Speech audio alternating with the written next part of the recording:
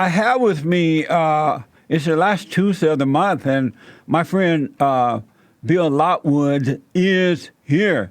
And Bill is a preacher, teacher, and author, and host of American Liberty with Bill Lockwood. And I want to tell you how to get his books and read his writings before he leaves this morning. Bill is one of the smartest white men on this side of heaven. Good morning, Bill. Good morning. How are you today, Jesse? All is well, sir. How you doing? I'm doing great. It's great to be here and appreciate being on your show. Yes, sir. So, Bill, what do you think about Men's History Month? Last month, July, was White History Month.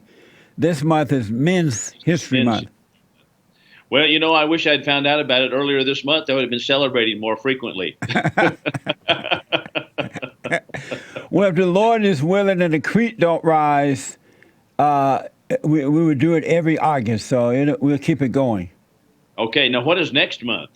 Next month is just free month. No nothing. Okay. I want to know what to celebrate before the end of the month.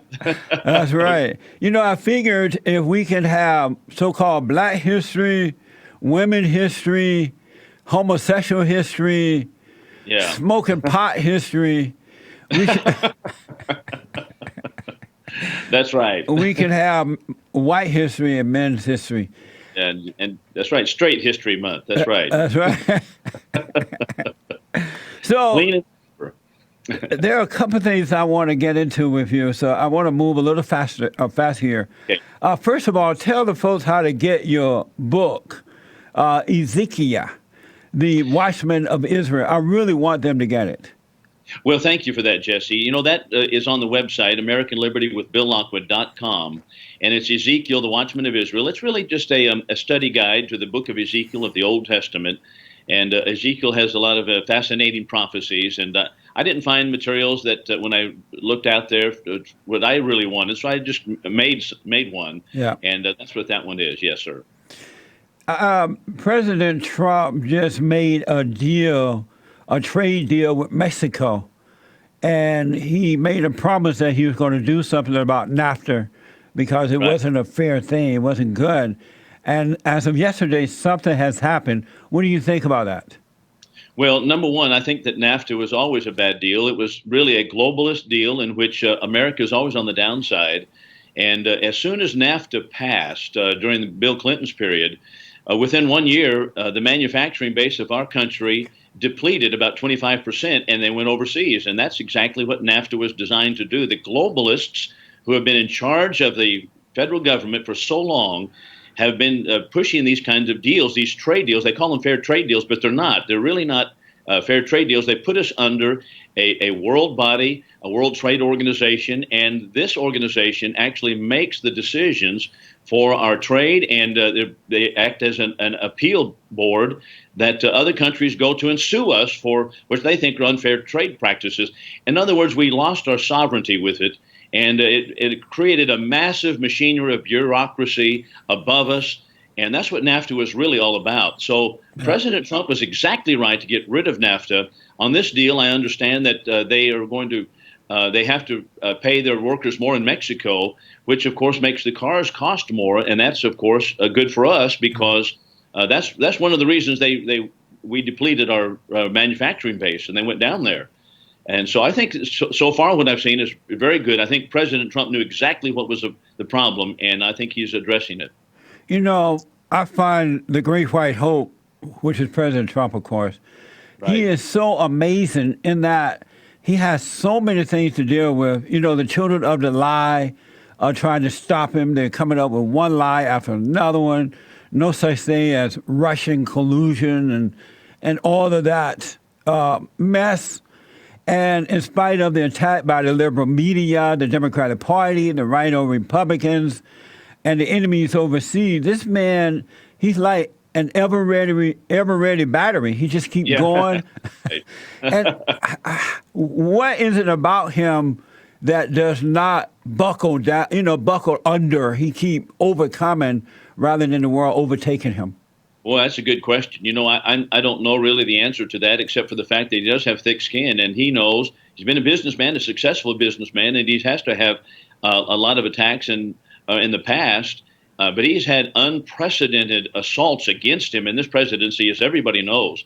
And it is a crying shame that that's going on. But he's getting a lot done anyway. Yes. So I feel actually for his family, Melania and his son Barron and people like that surround him. I feel probably more sorry for them.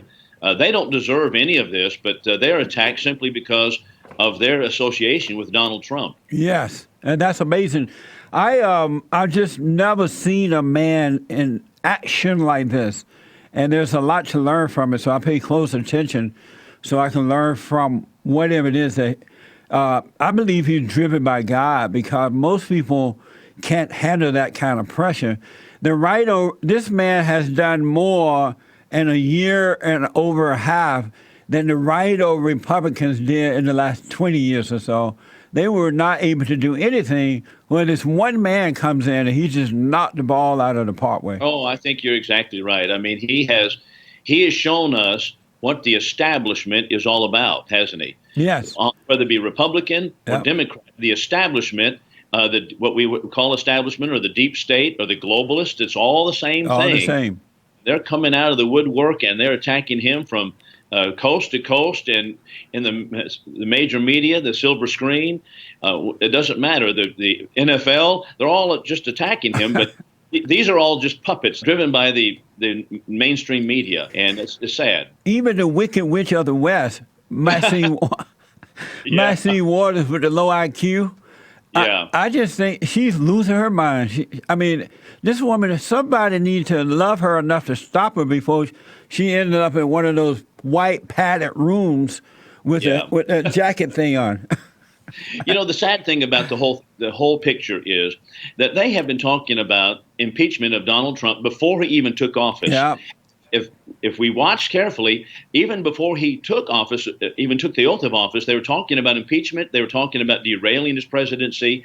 This is not about facts. It's not about what has actually occurred. It's about hatred of the right and hatred of conservative principles. And that's what this is about. And people better wake up. That's why I call the Democratic Party, the media, the rhinos, and never Trumpers children of the lie. Because they're all lies. Satan is their father, and they're all lies. I got to ask you this, and then I want to get into some other stuff I want to talk to you about. On Sunday at church service, and I wrote about this in my WarNet Daily column this week, God created the earth, heaven and earth, and he created the earth for his sons and daughters, for his children, and everything of the earth belongs to us. But what I've noticed is that the children of Satan and children of the lie, they seem to be controlling everything in the earth. It's like the children of God need them. We need them for social media, for health insurance, for credit card purposes, for everything. How did the children of the lie take control of everything of the earth? Because they're not going to promote the truth. They're not going to promote what we want them to promote. How did they take over, and how do we get it back? Well, you're right. First of all, that Genesis 1 tells us that man was to subdue and utilize the earth. That's Genesis chapter 1, verses 28 and following. Yeah. The resources are here for us. The only way that we can overcome this is to teach the truth, and teach it forcefully, in the sense of just being passionate about the truth. For example, the whole lie that we're bought, that people are buying today, is that the earth has some kind of it has a soul itself, and that we need to protect the earth more so than we need to protect people. They don't want to utilize the resources of the earth. We don't want to tap into the resources, and consequently, such as presidents in the past have curtailed the utilization of our own natural resources that God gave us in order that we might be able to live. But this is how they operate, and they don't want humanity to proceed further. There have been a lot of liberals in the past who have wished for the mass extinction of large segments of population. And they're not just a few of them. Many of them have. They say, we want to protect the earth and protect these things. This is, as you said, it is the lie, and it is the lie of Satan. So we have to teach the truth regarding the earth and the usage of it and the dignity of man. And until we get the dignity of humanity back, then we're not going to be able to gain any ground. Have you realized that we are a slave to the children of the lie? Yeah. They are banned people from social media. Anyone that they don't like, they kind of get rid of them, and their Mastercard and Visa banning people from those credit cards, and they don't like their opinion. Had you realized before this morning that we are slaves to the children of the lie? Yes, I've told that to children. I've told that to classrooms that we are basically enslaved. I mean, our founding fathers thought it was atrocious, an atrocity that we might even pay 10% of our money to the government. Hold that thought, Bill. We can't hear you because of the music. Let me take a break. So when I say that Bill Lockwood is one of the smartest white men on this side of heaven, I really mean it. Check him out on American Liberty with BillLockwood.com or on Twitter at AmLibRadio. Right, Bill? That's correct. Yes, sir. And yeah, right. AmLibRadio. So, Bill, a couple other things. Number one, John McCain aspired. You know about that, right? Right. Yes, sir. What are your thoughts about John McCain? Well, John McCain was a war hero, but he was a rhino in Congress, and I think it is for John McCain the reason we have Obamacare right now. Yeah. He himself had voted against it when the Democrats were in the White House, but now when President Trump came in there, he switched sides, and it shows he was not truly where he should be, and he wanted socialized medicine. Plus, he tried to undermine President Trump himself on several occasions. A lot of things were traced back to John McCain's office and some of the deep state connections. So, at the same time, we have to be real about who he was. Yeah. I hadn't realized how evil John McCain was until President Trump came in office. He seemed to have really revealed himself once President Trump became president. That's right. Well, there's a lot of people that President Trump has actually shown their true colors simply because he's a conservative man, President Trump is, yeah. And he wants to reverse these globalist policies, and it shows where people really are. Yeah. I see your true colors. That's good. So I want to talk to you. Many people believe that the white man committed genocide against the Indians. Is that true or not? No, it is not true. There are some important facts here, and I wrote an article about it on the website. About this is one of those areas in which the entire history departments and the collegiate colleges, they wish to keep the white race guilt-ridden on a constant basis. It works the same thing as talking about slavery over and over and over again. Yeah. But genocide is a government policy, a settled government policy of extermination. That is not anything akin to what occurred in history, in real American history. The Indian Wars are lamentable. There were wrongs committed by the American government. That is true. No one doubts that. There were treaties broken. There were wrongs committed on the other side as well. But to ignore the other side's wrongdoings and to simply focus upon the United States government's atrocities is really rereading and rewriting history. But that's not the way it occurred. The wars are lamentable, but they were really unavoidable because of a clash of cultures. And I think that's important for people to see. You point out in your article, many Indians didn't believe in private property. Explain that to us. Well, just as an illustration of that, we might think about the treaty that was signed in 1851 at Fort Laramie, the Laramie Treaty. This was before the Civil War, and the Oregon Trail was pushing up through into the west, and the Indians were raiding different portions of the trail, and so the government went out there and made a treaty with the Indians that they might be able to have the Oregon Trail run through it, and they would, of course, give them in return most of, North and South Dakota, Montana, and other states such as that, and we would leave them alone. Well, what happened was there's a young Indian boy had killed a Mormon cow. A Mormon had left a crippled cow back on the trail, and the young boy, Brule Sioux, killed the cow, ate it. That was just part of their culture, and to steal cows and to steal animals and so forth. That's just part of it.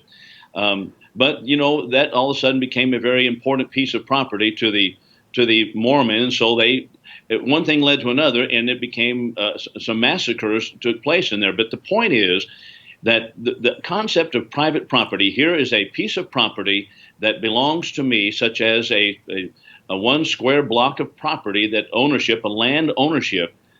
That was not even in the Indian way of thinking. They actually, what made him noble was to be able to travel from north to south and follow the range of the buffalo. That's all that they were about, and it was not about.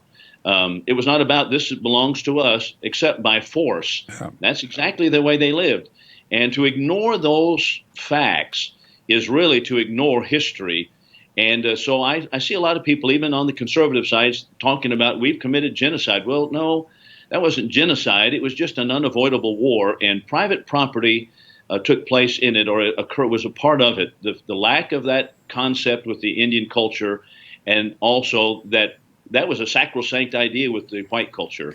I want to ask you this. What is it that white people have that other people don't seem to have? People of color. And I don't just mean black people. I mean the Mexicans, the Japanese, the Chinese, other culture, the Muslims. White people tend to believe in freedom, independency. They create, they explore, they do all the things that seem to enhance life. And then the people of color come in and destroy that white people have built. And white people are the most hated people around the world right now, but yet the people of color want their stuff. What is it that white people have that people of color don't have? Well, I don't know that maybe it could be framed that way, but I would say it's European culture, and the colonies were founded upon Christian principles. The Puritan were Christian people. The belief in God and the concept, as mentioned, of private property and freedom, and those concepts, which are traceable right back to the Bible, is our birthright from Europe and the European culture that was there. The other cultures of the world did not enjoy it. They did not practice it. They did not recognize it. For one reason, they did not believe in the one true God. And once they go in a different direction, then that obviously will have a lot of consequences as far as the way the culture works out. So that's one thing about it. And then we have a God-based culture. And that's, matter of fact, the word culture simply means cult, from the Latin word cult, which refers to religious concepts. So below the culture in America is religion. And our founding fathers recognized it was Christianity. And if other people would practice and implement these ideas, it would work for them too. Freedom would be there. Yeah. Very, very interesting, Bill. That is what it is. They serve the wrong God. That's right. That's exactly what it gets to. And so it depends upon who you worship and what you consider to be sacred as to how your culture works out and the consequences of that culture. And that's why the American culture has been the greatest and the surpassing culture of all of the world's history. That's why we went from going in ox carts to walking on the moon within 200 years. Yeah. And that's the reason. I noticed that first of all, we ran out of time with you. Give out your website, tell the folks how to get to your radio show and all the good things you're doing. Well, I appreciate that, Jesse. It's AmericanLibertyWithBillLockwood.com. That's the website. And the radio show is exactly the same, American Liberty with Bill Lockwood. And it airs in Wichita Falls on News Talk 1290 AM dial on Saturdays at 11 o'clock. In Lubbock and in Abilene, West Texas, on News Talk 790 and as well as 1440 AM dial. So that will be Sunday evening at 5 o'clock. So that's the radio show, the website connected to it. Thank you so much, Bill. I really, really appreciate you. Great to be with you, Jesse. The Lord bless you, Jesse. Thank you. You too, buddy.